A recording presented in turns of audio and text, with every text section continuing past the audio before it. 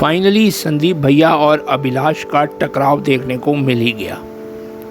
Welcome to GMR। आज हम जिस सीरीज़ की बात करने जा रहे हैं उसका नाम है एस्पायरेंट सीज़न 2।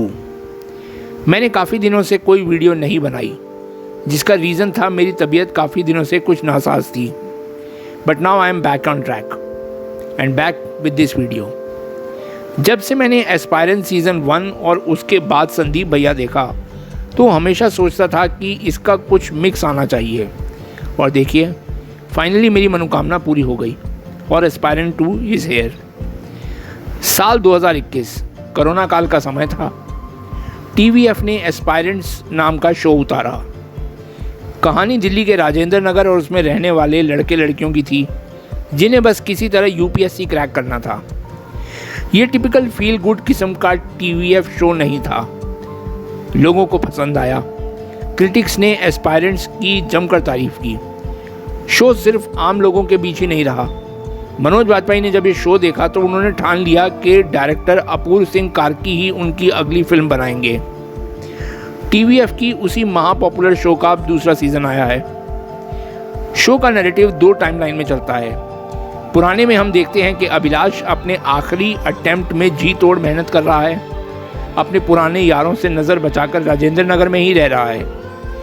नए में वो रामपुर का डिस्ट्रिक्ट मैजिस्ट्रेट है। जिस चीज़ के लिए खुद से महान त्याग किए, मन मार कर भी खुद को पढ़ाई में लगाए रखा, वो मेहनत सार्थक हो गई।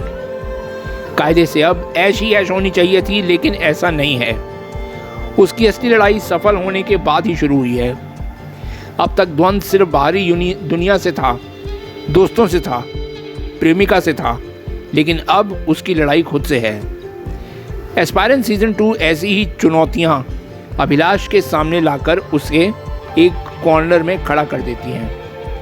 वो इनसे लड़ेगा या भागेगा, या फिर ऐसे फैसलों का परिणाम क्या होगा, यही 5 एपिसोड के इस शो में दिखाया गया है। एस्पायरेंट की दुनिया पूरी तरह से 4 आदमियों पर केंद्रित है: अभिलाष, SK, गुरी और संदीप भैया। इन्हीं लोगों के बीच हैं 2 महिलाएं, धैर्या और दीपा। धैर्या पहले सीज़न से है, दीपा इसी सीज़न में जुड़ी है। मुझे यहाँ ये फील हुआ कि इस शो में कभी भी फीमेल एक्टर्स को ज़्यादा इम्पोर्टेंस नहीं दिया जाता, बस काम चलाऊ मटेरियल के तौर पर रखा जाता है। ऐसा मेरा मानना है। कुल मिलाकर उनकी गाड़ी पुरुषों के फैसले के बीच ही घूम रही है। इसकी खाना पूर्ति करने के लिए कुछ सीन भी छिड़क दिए जाते हैं। हम देखते हैं कि धैर्या अपने NGO के लिए काम कर रही है। मसला है कि वो सीन बस किसी कमी को पूरी करने की कोशिश जैसा लगता है। दीपा के साथ भी यही केस है। एक जगह हम देखते हैं कि अभिलाष उसकी सिगरेट छुड़ाने में मदद करता है। यहाँ बता दें कि उस सीन से पहले किसी भी पॉइंट पर यह हिंट नहीं दिया गया कि दीपा स्टेयर्स में आकर लगातार कोई सिगरेट पीती हुई दिखाई हो। लेकिन शो की लिखाई की सबसे सॉलिड बात यह है कि वो इसको बदलता नहीं है, उसमें मौजूद कैरेक्टर्स को नहीं बदलता। लड़कों की लाइफ में नए चैलेंज आते हैं, लेकिन वो अंदर से वैसे ही हैं। उनके इमोशनल कोर के साथ कोई छेड़छाड़ नहीं की गई। SK अभी भी वही दोस्त है जो मतभेद बर्दाश्त नहीं कर पाता, और किसी भी रिश्ते में हो वो खुद को ठीक से ढाल ही नहीं पाता। वो खुद से ऊपर का प्रयास करता है, लेकिन उसके अंदर का बैर चलता ही रहता है। दूसरी ओर अभिलाष भी नहीं बदला। अभी भी उसके अधिकांश फैसले मैं से निकलकर मैं पर ही ख़त्म हो जाते हैं। उसके करीबी लोग उससे काफ़ी निराश रहते हैं, उस पर गुस्सा भी आता है, लेकिन खुद को समझ लेते हैं कि अभिलाष ऐसा ही है और ऐसा ही रहेगा। गड़बड़ वहाँ से होती है अगर दूसरे सीज़न के साथ कैरेक्टर पूरी तरह बदल जाते, खुद के नेचर के विपरीत जाकर फैसले लगते, लेकिन शो पूरी तरह नेचुरल रहता है। शो अपने कैरेक्टर्स के ज़रिए लगभग हर चीज़ पर क्लियर और एकदम स्टैंड लेकर चलता है। लेबर कमीशन अधिकारी के तौर पर संदीप भैया को लगता है कि फैक्ट्री का मालिक मजदूरों का हक मार रहा है। दूसरी ओर DM अभिलाष को दिखता है कि फैक्ट्री का कोई मुनाफा ही नहीं हुआ तो वो पैसे बढ़ाकर कैसे दे दें।